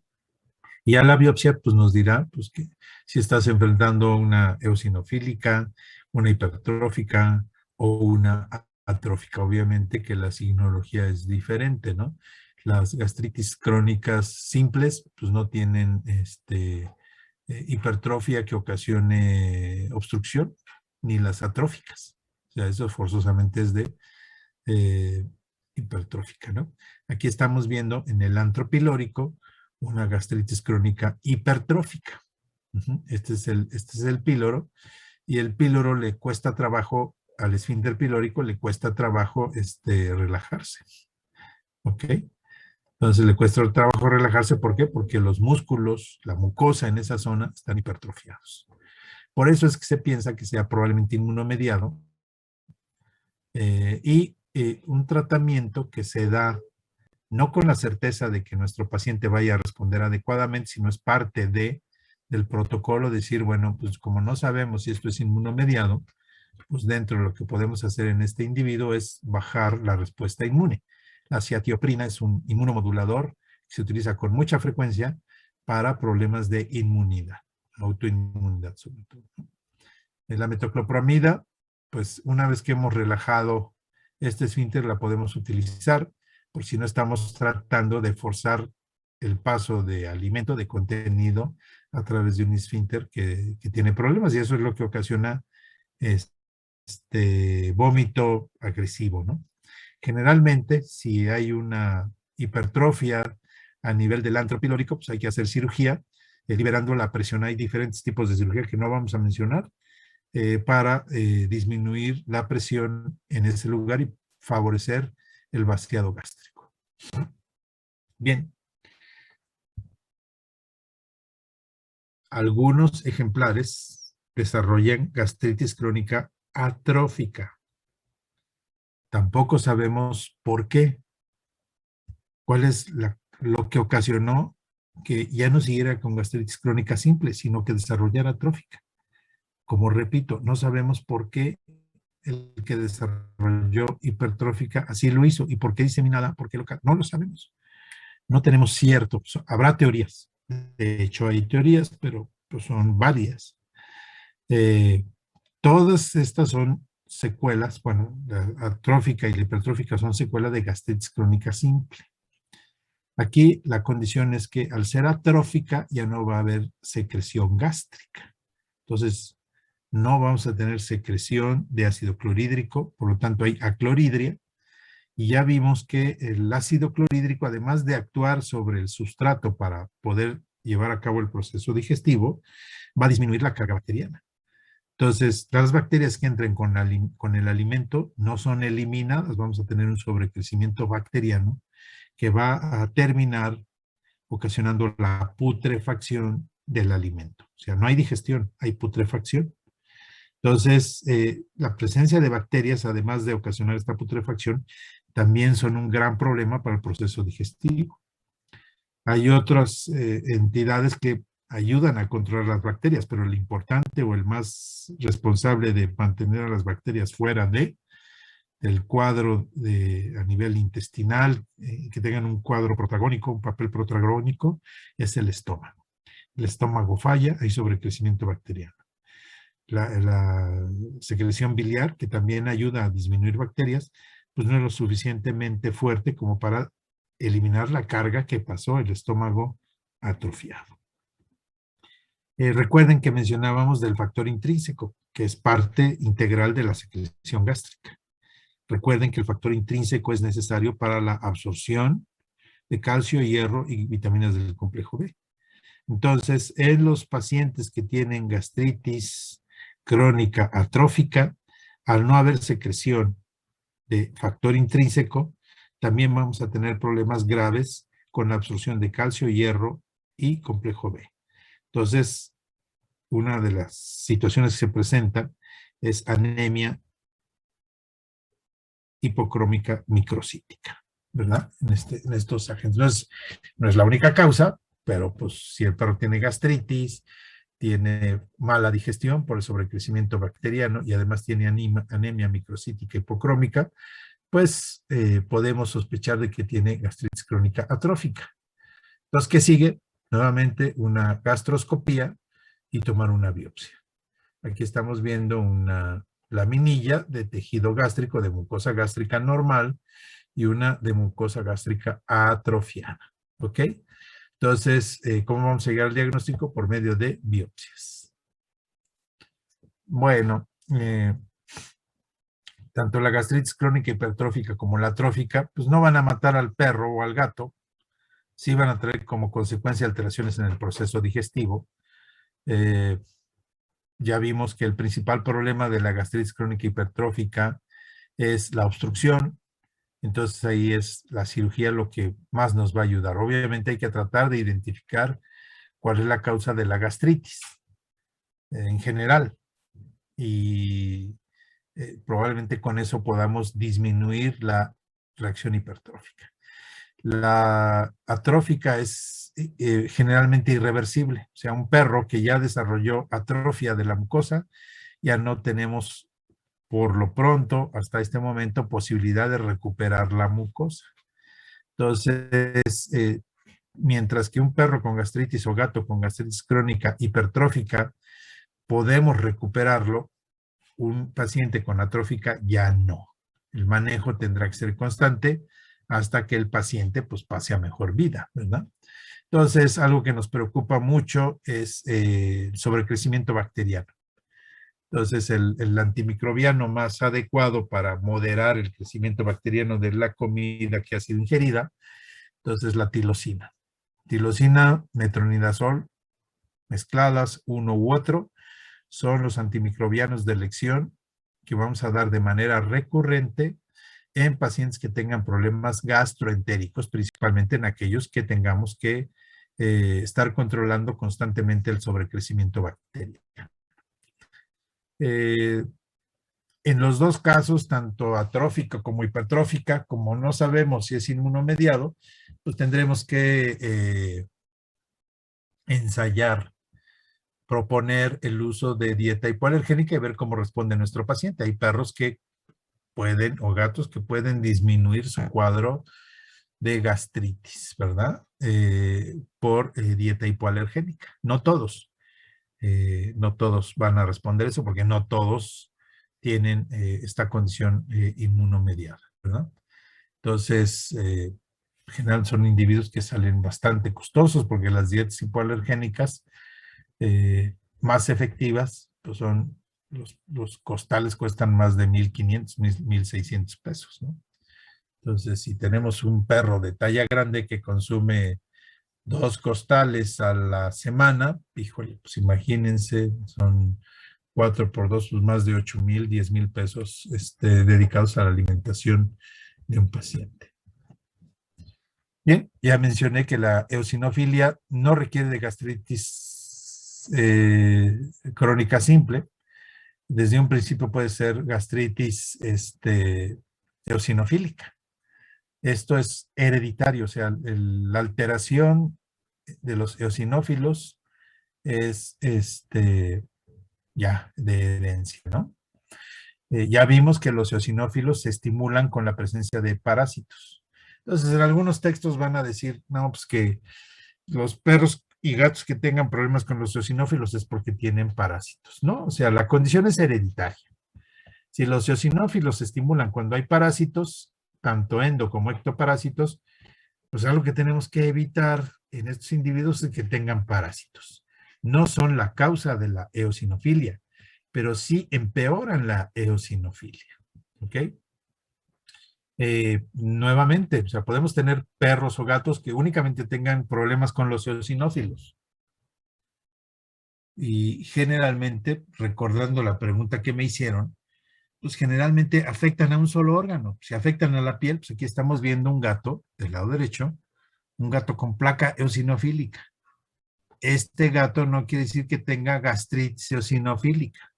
Es poco frecuente. No puedo decir que nunca va a suceder, pero hasta ahorita no hay una condición que nos diga, si un individuo tiene panosteitis eosinofílica, también tiene gastroenteritis eosinofílica. No.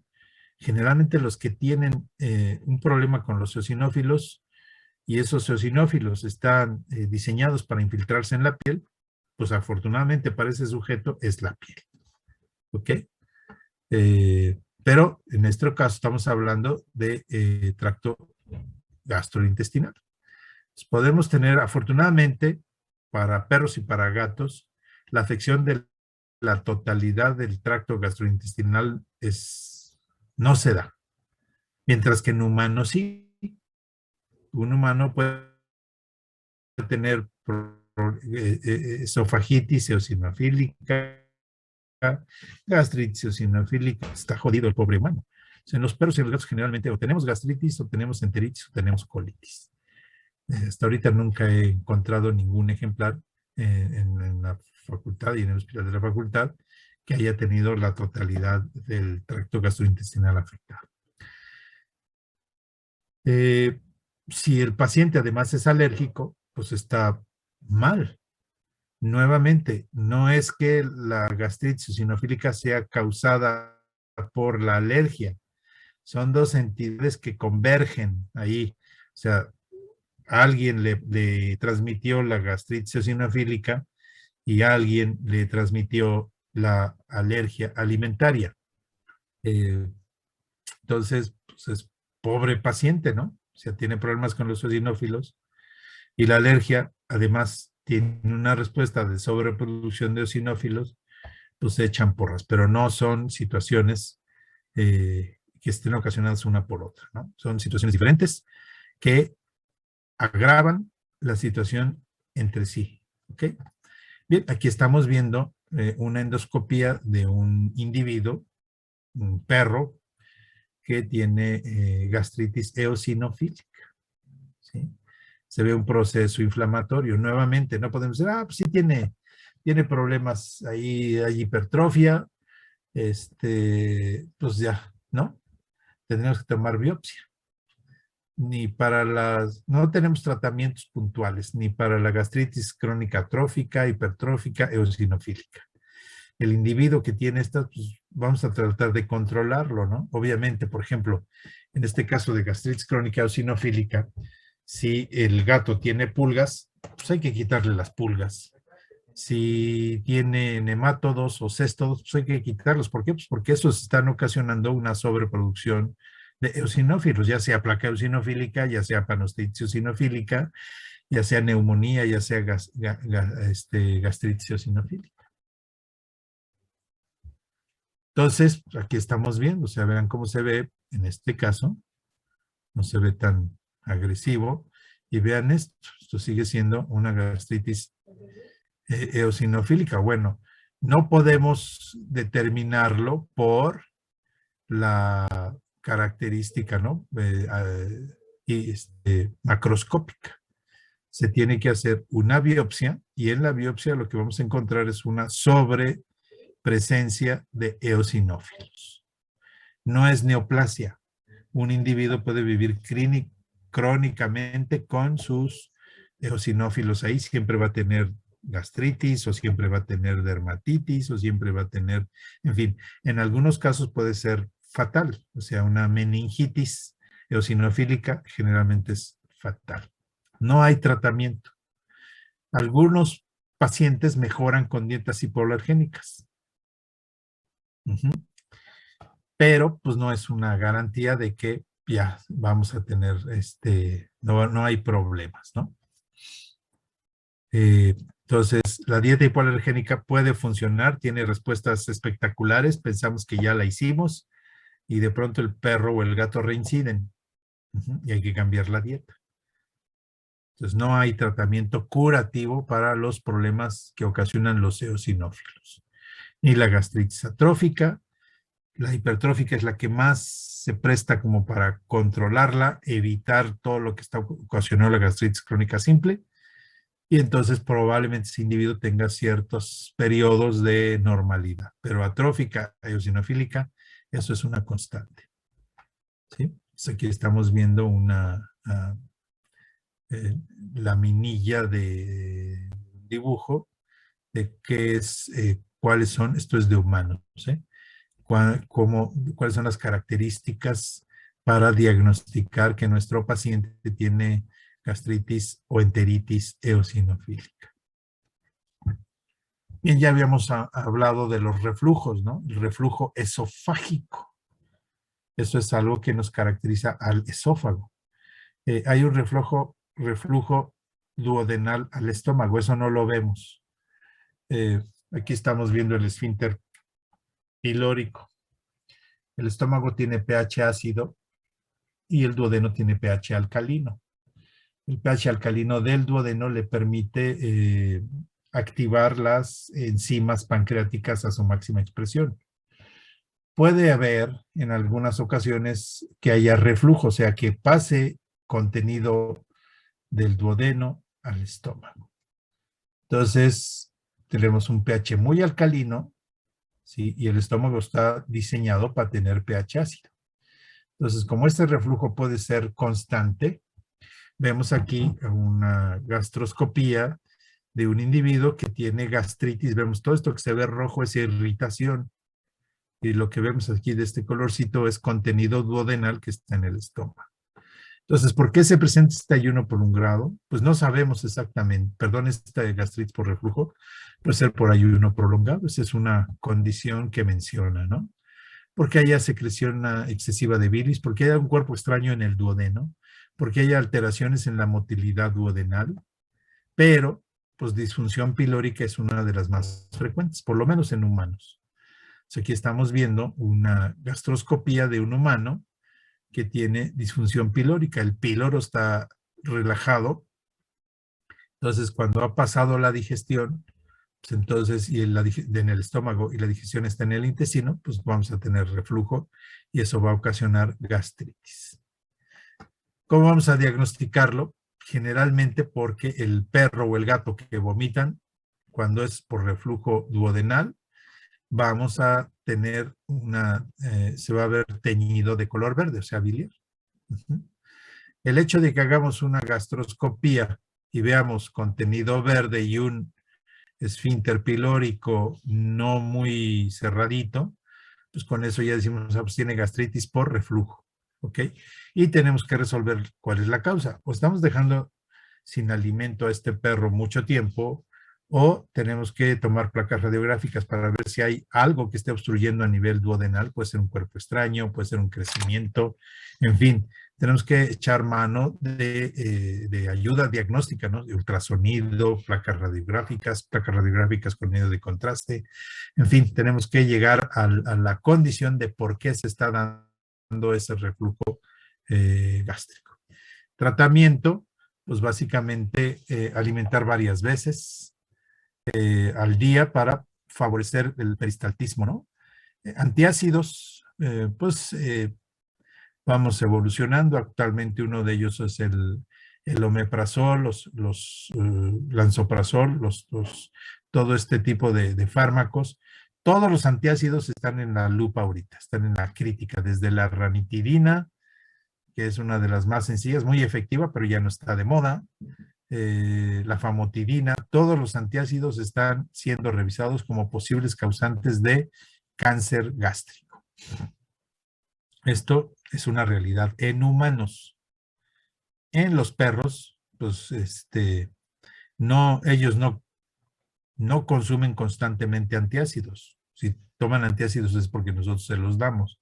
O sea, nosotros pues podemos seguir teniendo indiscreciones alimenticias, comer alimentos irritantes, y los antiácidos es algo que tomamos a la hora que se nos antoja, a la hora que tenemos molestias. A veces tomamos 3 veces antiácidos al día siguiente no tomamos nada. Entonces esto va perpetuando la gastritis y el uso crónico de antiácidos. Entonces se ha visto un repunte, se ha visto un incremento en el número de cáncer de estómago, y pues lo están relacionando con el uso constante y crónico de antiácidos. Entonces, bueno, la literatura sí lo indica, y se los digo porque, bueno, en alguna participación dices, no, es que esos no deben darse en perros porque causan cáncer. Bueno, en humanos sí, ¿por qué? Porque vivimos más tiempo, porque utilizamos de manera indiscriminada los antiácidos, pero en los perros, pues, no van a ocasionar los problemas que ocasionan en humanos. A menos que pues, el ser humano le estuviera dando antiácidos diariamente sin necesitarlos, sin tener que tenerlos constantemente, ¿no? La metoclopramida, pues es un procinético, favorece el movimiento duodenal y el movimiento hacia la parte caudal. Por lo tanto, mientras no haya, bueno, y esto obviamente una vez que hayamos diagnosticado que el duodeno no tiene nada que esté obstruyendo, o sea, pueden ser cuerpos extraños, pueden ser neoplasias, en fin, pueden ser abscesos, pueden ser granulomas, lo que estén ocasionando el reflujo del duodeno hacia el estómago. Obviamente verificar cómo está el esfínter, si está funcionando bien o no, y si no está funcionando bien, pues eso se tiene que corregir con cirugía. Otros problemas que vamos a enfrentar son las úlceras gástricas. Entonces, desgraciadamente todavía la causa de úlceras gástricas es médicos veterinarios, ¿verdad? Afortunadamente cada vez es lo menos, pero pues desgraciadamente todavía son la causa principal. En segundo lugar, siguen siendo propietarios, siguen indicaciones de sus amigos, primos, hermanos que son médicos para humanos y administran analgésicos no esteroidales. La enfermedad hepática crónica, la enfermedad renal crónica, el mastocitoma, y bueno, de lo que estoy hablando es por fármacos, ¿no? Indicados por médicos. Entonces, una úlcera gástrica, una úlcera es una herida que no cicatriza. Una úlcera puede denudar o desnudar vasos que a la larga pueden romperse y eso ocasionar sangrado. La hematemesis quiere decir presencia de sangre en el vómito. Esta presencia de vómito en la sangre puede ser fresca o puede ser semidigerida, o sea, ya que se vea de un color cafezoso o roja. La melena es presencia de sangre en heces. pero melena indica sangre digerida. ¿Sí? Las heces van a tener un color oscuro, como guano de murciélago. Vamos a tener, si hay la pérdida de sangre es importante, mucosas pálidas, vómito y en ocasiones diarrea pueden favorecer la deshidratación, así como la falta de deseo del perro de tomar agua. Aunque tenga sed, se siente tan mal que no quiere tomar agua. Bueno, aquí estamos viendo un perro. Esto es una iatrogenia, esta es una pastor alemán que tiene displasia de cadera. Fue con un médico veterinario que le recetó antiinflamatorios no esteroidales de uso humano. En ese momento le había recetado naproxeno porque pues, consideró que era adecuado, ¿no? Ya les dije que siempre chequen las tablas de dosificación y si no está autorizado ese medicamento, pues están ustedes tomando la responsabilidad en ese sentido, ¿no? Puede ser un propietario, bueno, en este caso fue un veterinario, pero puede ser un propietario, pues que no es que a mí me duele el ciático y me dio esto el doctor, pues se lo doy al perro. O puede ser un amigo que sea ortopedista que le diga que pues, le duele, sí me dijeron que le duele mucho. ¿Cuánto te cuesta ahí el antiinflamatorio de perro? No, hombre, te está saliendo carísimo, dale este producto. O sea, es prohibidísimo. Aquí es indicaciones para los veterinarios jóvenes como ustedes. No utilicen AINES de uso humano en perros. ¿Ok? Aún los AINES que están diseñados o que, bueno, inicialmente se iban a diseñar para humanos, generalmente es lo que sucede. Se iban a diseñar para humanos, pero no funcionaron en humanos, entonces buscan si tienen mercado en perros. Entonces, no utilicen, siempre eduquen a los propietarios en ese sentido. Siempre que tengan un perro con una dolencia crónica que requiera manejo de AINES, siempre díganle, ok, a ver, es una gran situación de ver si compro un AINE de uso humano, va a costar 10 veces menos que un AINE para perros. O sea, es una realidad. Los medicamentos para perros son mucho más costosos que los de humanos.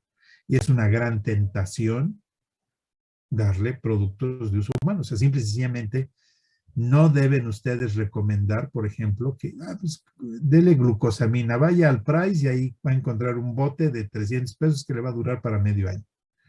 Bueno, esas glucosaminas, esos antiartrósicos o condromoduladores, como quieran llamar, están diseñados para humanos. Los humanos utilizamos cantidades diferentes de calcio, magnesio, etc.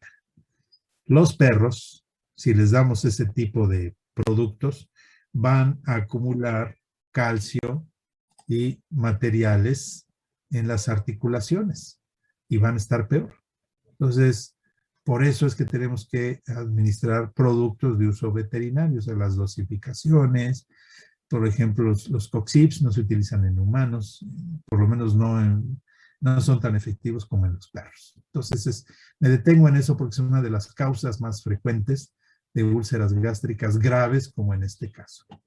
También puede ser que el perro tenga enfermedad renal crónica, pero pues ya para que llegue a esto, pues vas a tener toda una signología de problema renal o problema hepático, ¿ok? Generalmente cuando vemos un perro relativamente sano, entre comillas, pues quiere decir que está intoxicado con algún fármaco, ¿sí? Y por si fuera poco, por ejemplo, los AINES, además pueden ocasionar enfermedad renal, intoxican al riñón, y además intoxican a la médula ósea, o sea, dejan de producir glóbulos rojos. Entonces, si logran sacar adelante un perro que tiene úlcera gástrica por estar intoxicado por un humano o por otro médico veterinario, pues es muy probable que el perro fallezca por problema renal o por anemia ocasionada por la acción intoxicante de estos productos. Entonces vamos a tomar, obviamente, placas radiográficas o hacer endoscopía de estos sujetos. En endoscopía veríamos este tipo de situaciones, ¿no? En el mercado entran y salen. Aquí estamos viendo una fotografía que bajé de internet de diclofenaco. Es muy frecuente que utilicen medicamentos de uso humano. El diclofenaco en humanos es una maravilla, te puede ocasionar gastritis, pero te quita el dolor. En los perros les puede hacer unos agujeros terribles. ¿Ok? ¿Cómo vamos a tratar estas úlceras gástricas? Bueno, el ayuno, 12, 24 horas. Podemos controlar el vómito, ya se platicó del vómito. Hay que dar modificadores de la secreción ácida. El omeprazol es el que más utilizamos. Citoprotectores los vamos a ver al final. Procinéticos, también ya estamos hablando de la metoclopramida, de la cisaprida. Hay que administrar líquidos y electrolitos, ¿sí? Antimicrobianos de amplio espectro. ¿Por qué? Pues porque tenemos ya horadada la mucosa, que es una barrera que impide el contacto bacteriano con vasos sanguíneos. En ocasiones, si el sangrado es grave, pues se requiere transfusión, y en ocasiones es quirúrgico. Hay que, dependiendo de la gravedad de las úlceras, se pueden hacer manejos. Hay diferentes manejos quirúrgicos o endoscópicos para evitar o disminuir el sangrado de estos productos, ¿no? Entonces, hay en el mercado va a depender mucho, ¿no? Cimetidina, ranitidina, famotidina. La cimetidina no funciona de manera adecuada en perros y gatos. Podemos sacarla de nuestro cuadro, ¿no? La ranitidina pues no está de moda, pero es muy efectiva la ranitidina. La famotidina pues es ya de los antiácidos más modernos. Podemos utilizarla. El omeprazol, pantoprazol, lansoprazol. El omeprazol es el que más utilizamos. Pero cualquiera puede funcionar, ¿no? Algunos son bloqueadores H2, o sea, que favorecen la producción de ácido clorhídrico, como la cimetidina, la ranitidina. Algunos actúan sobre la bomba de protones, como los omeprazol, pantoprazol, lansoprazol, y todos están siendo investigados como posibles causas de cáncer. Todos los que mencionamos, ¿no? Pueden ser los más viejos, como la cimetidina, o los más modernos, como el lansoprazol. Ahorita todos están siendo revisados como posibles causas de cáncer. Repito, esto es importante. No le resto importancia de lo que sucede en perros, pero es una realidad que debe preocupar a los humanos que toman de manera indiscriminada antiácidos, ¿verdad?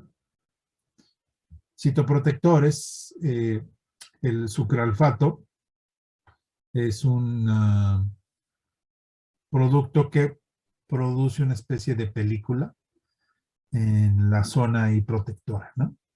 Entonces, ese es el sucralfato. El misoprostol es un sintético de la prostaglandina E1, entonces es un vasodilatador, por lo tanto va a promover la microcirculación gástrica. Híjole, entonces esto es peligroso.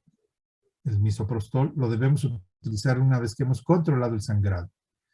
Para que se recupere una úlcera, pues necesita sangre, o sea, que llegue sangre, pero no es adecuado administrarlo en sangrados activos gástricos. ¿Por qué? Pues porque se va a incrementar el sangrado. El bismuto, ya sabemos que hay prostaglandinas buenas y hay prostaglandinas malas, hablando de una manera muy, muy básica, ¿no? Entonces, cuando queremos bloquear las prostaglandinas que producen inflamación, pero hay prostaglandinas que son necesarias para la recuperación, ¿sí? Estas prostaglandinas constitutivas. Entonces, el bismuto puede estimular la producción de prostaglandinas constitutivas que ayudan a la recuperación, a la reconstrucción de la mucosa gástrica, además de que es antibacteriano. Entonces, lo podemos utilizar en perros. Nada más recuerden que incluso la posología indica que no se utiliza en animales muy viejos o en animales muy jóvenes, porque podemos tener intoxicación con el bismuto. ¿Ok?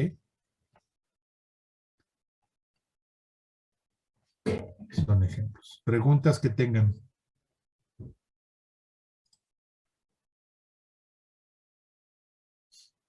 Sobre Sí. Bueno,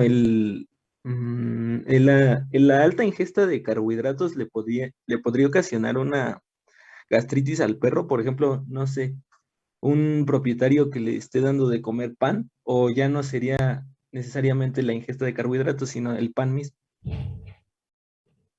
De hecho, los carbohidratos son parte integral de los alimentos que le vamos a dar a los perros con gastritis porque son de muy fácil digestión.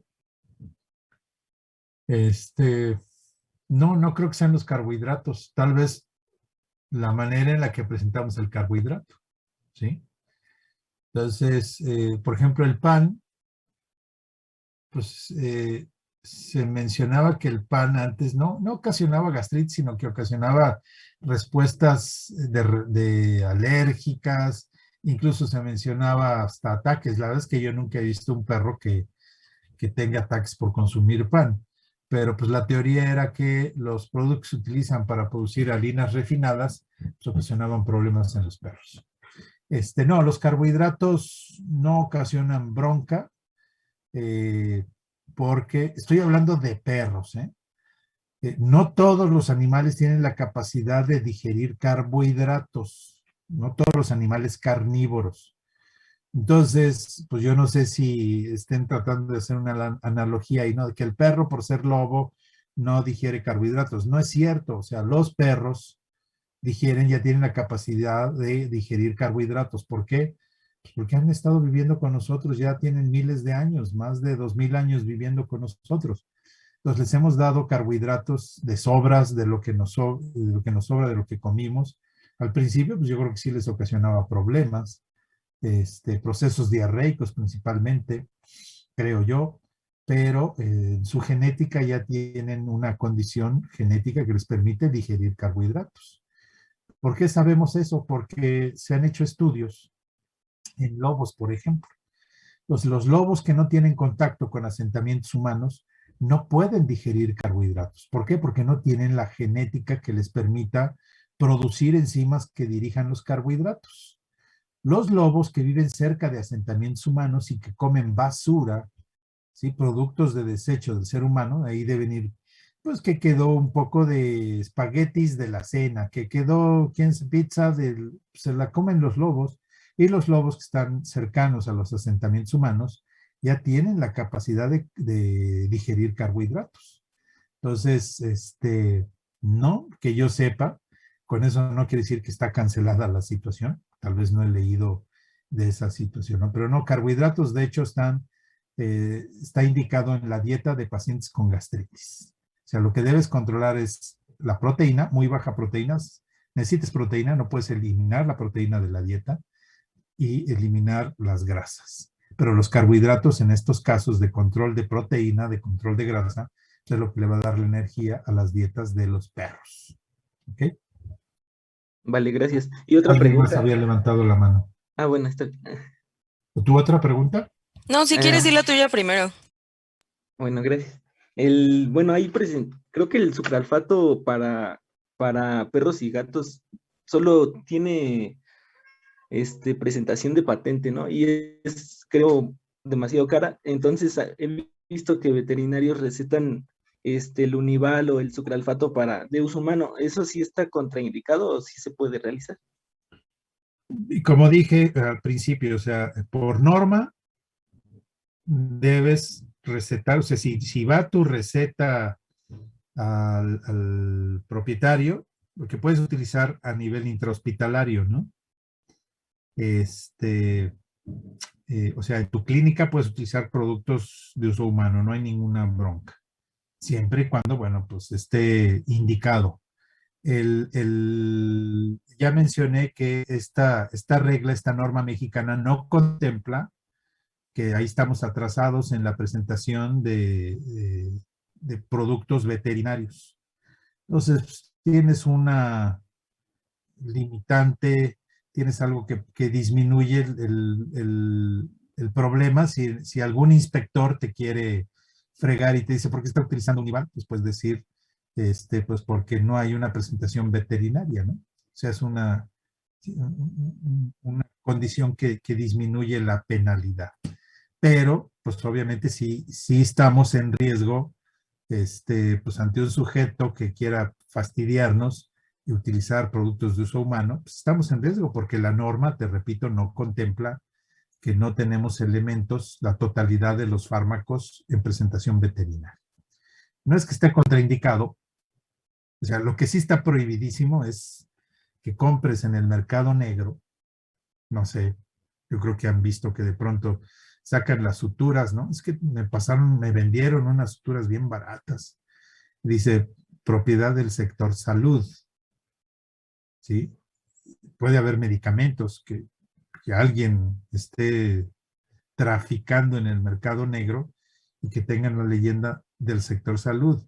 Si tienes una inspección y un inspector te cacha con productos que digan propiedad del sector salud, híjole, va a estar cañón, ¿eh? O sea, el problema es que te acusan de delincuencia organizada. O sea, así seas tú el que está comprando y que haya otra cadenita de sujetos que están sacando el medicamento del ISSSTE, del seguro, bla, bla, bla, y tú lo compras, tú formas parte de esa delincuencia organizada. Ya ha sucedido, ¿eh? Entonces, no compren. Yo sé que son muy baratos, ¿verdad? Precisamente porque están en el mercado negro.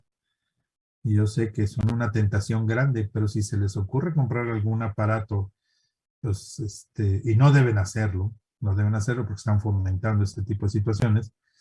Ya ha habido médicos que han sido acusados de delincuencia organizada y han pasado tiempo en el bote por comprar productos. Es que nomás lo compré, pues usted forma parte de la cadena delincuente. Entonces, adentro, toda tu situación es como delincuencia organizada. ¿Okay?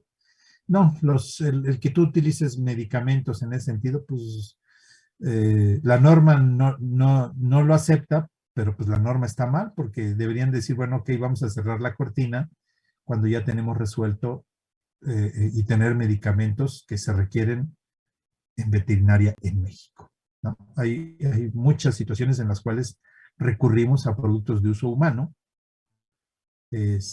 pero siempre verificamos si existe la contraparte ya de patente veterinaria, aunque sea el mismo producto, a veces es el mismo laboratorio, pero sí estamos ahí en un riesgo ahí, digo, hasta ahorita no ha habido problemas, pero sí ha habido foros de que qué vamos a hacer si un inspector te dice, a ver, usted tiene aquí un IVAL, y eso es de uso humano. Pues, no, es que no hay presentación veterinaria. Si te lleva a alguna situación, pues la atenuante es que no hay contraparte veterinaria. ¿Ok? Vale, gracias. Había otra pregunta, una compañera. Sí, yo, doctor. Son dos preguntas. Bueno, están relacionadas. La primera es que si sabe si el carbonato de calcio, que son las TUMS, también está relacionado a cáncer. No lo relacionan tanto a cáncer, pero sí a formación de cálculos. ¿Y ese se podría utilizar en perro? Yo creo que sí, nunca lo hemos utilizado porque normalmente una indicación es que las disuelvas en la boca. O sea, se supone que son más efectivas cuando todos estos carbonatos de calcio, etcétera, incluso de aluminio, son más efectivos cuando se disuelven en la boca que cuando los muerdes.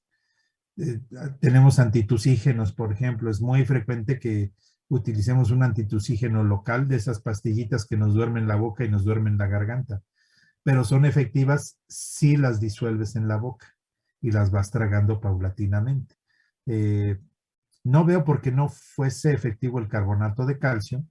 Lo único que veo, pues, es que si efectivamente es necesario que sea disuelto en la boca, pues, ¿cómo le haces al perro, no? Yo no sé si es por la dosificación, paulatina que te va dando la disolución. En fin, yo creo que sería cuestión de verificar el manejo y si no podrías darles, triturar las pastillas, o sea, buscar alguna manera de que en el transcurso de 5 minutos le estuvieras dando tal vez una trituración de pastillas de carbonato de calcio al perro, ¿verdad? No hay ninguna contraindicación. Lo que se indica es formación de cálculos por este tipo de antiácidos. Gracias, doctor. Tenías dos preguntas, me dijiste. Ah, era esa. La primera si sabía si estaba relacionada y la segunda si se pueden usar en perro. Pues yo creo que sí, se pueden usar, nada más pues hay que ver qué onda, ¿no? Bueno, pues yo creo que le dejamos aquí para no dejar empezado un tema así. Entonces, pues nos vemos mañana. Déjenme. Estoy mandando la liga de la clase de mañana.